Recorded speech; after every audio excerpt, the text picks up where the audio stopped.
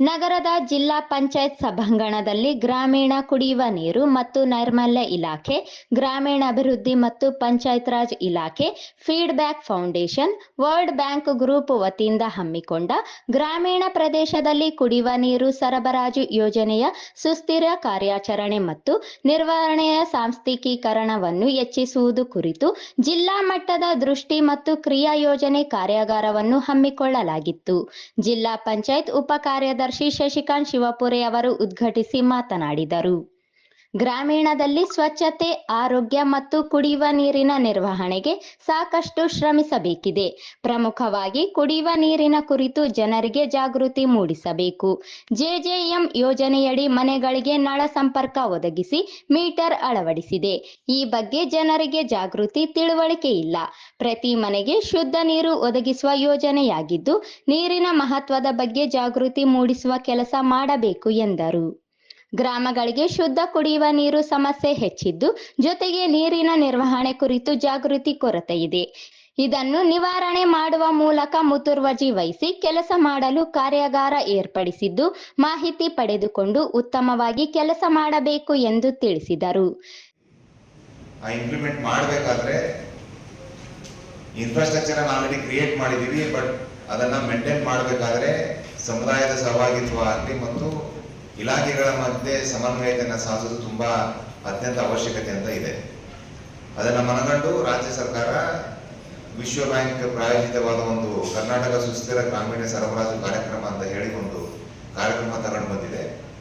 ಆ ಕಾರ್ಯಕ್ರಮದಲ್ಲಿ ಅತ್ಯಂತ ಪ್ರಮುಖವಾಗಿ ಏನು ಇನ್ಫ್ರಾಸ್ಟ್ರಕ್ಚರ್ ನಾವು ಕ್ರಿಯೇಟ್ ಮಾಡ್ತಾ ಇದೀವಿ, ಮೂಲಭೂತ ಸೌಕರ್ಯಗಳನ್ನ ಏನು ಕ್ರಿಯೇಟ್ ಮಾಡ್ತಾ ಇದ್ದೀವಿ, ಆ ಕ್ರಿಯೇಟ್ ಮಾಡಿದ ಮೇಲೆ ಅವುಗಳನ್ನು ನಾವು ಯಾವ ತರ ನಿರ್ವಹಣೆ ಮಾಡಬೇಕು ಅನ್ನೋದು ನಾವು ತುಂಬಾ ಸವಾಲಾಗಿ ಪರಿಗಣಿಸ್ತಿದೆ.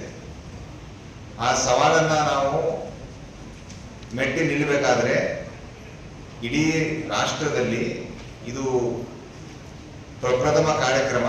ಜೆಜೆಎಂ ಆದ್ಮೇಲೆ ಅದನ್ನ ಯಾವ ತರ ಮೇಂಟೈನ್ ಮಾಡಬೇಕು ಅಂತ ಹೇಳಿ ನಾವು ಬೆಳಕು ಚೆಲ್ತಾ ಇದ್ದೀವಿ.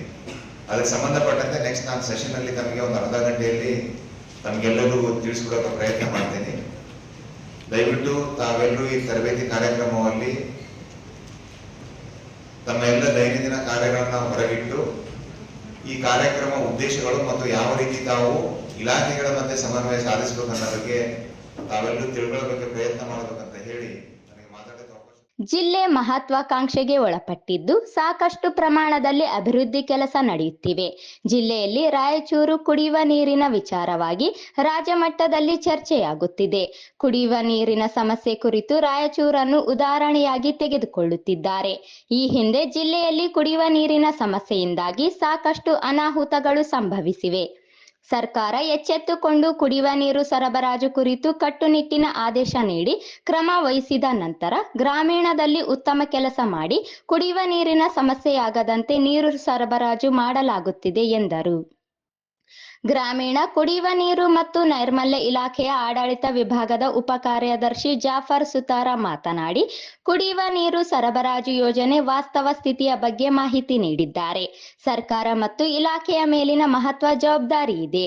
ನೀರಿನ ಮಾದರಿ ಪರೀಕ್ಷೆ ಹೆಚ್ಚಳ ಮಾಡಿ ನೀರಿನ ಪರೀಕ್ಷೆ ನಡೆಸಲಾಗುತ್ತಿದೆ. ಜಿಲ್ಲೆಯು ಮಹತ್ವಾಕಾಂಕ್ಷೆಯ ಜಿಲ್ಲೆಯಾಗಿದ್ದು, ಯೋಜನೆಗಳ ನಿರ್ವಹಣೆಗೆ ಸಮುದಾಯದ ಸಹಭಾಗಿತ್ವ ಮತ್ತು ಇಲಾಖೆಯ ಮಧ್ಯ ಸಮನ್ವಯತೆ ಸಾಧಿಸಲು ಅವಶ್ಯಕತೆ ಇದೆ ಎಂದರು.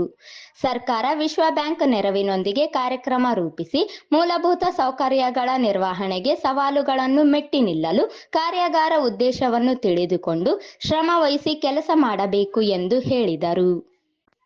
ಈ ಸಂದರ್ಭದಲ್ಲಿ ಗ್ರಾಮೀಣ ಕುಡಿಯುವ ನೀರು ವಿಭಾಗದ EE Vinod Kumar Gupta, feedback foundation ನಿರ್ದೇಶಕ ಅಜಯ್ ಸಿಂಹ, ಎಚ್ಆರ್ಡಿ ಸಮಾಲೋಚಕರು ಸಿ ಜಗದೀಶ್, ನಿಶಾದ್ ಸಾತಿಯಾ, ವಿನೋದ್ ಕುಮಾರ್, ಅಪೇಕ್ಷಾ ಸೇರಿದಂತೆ ಅಧಿಕಾರಿಗಳು ಇದ್ದರು.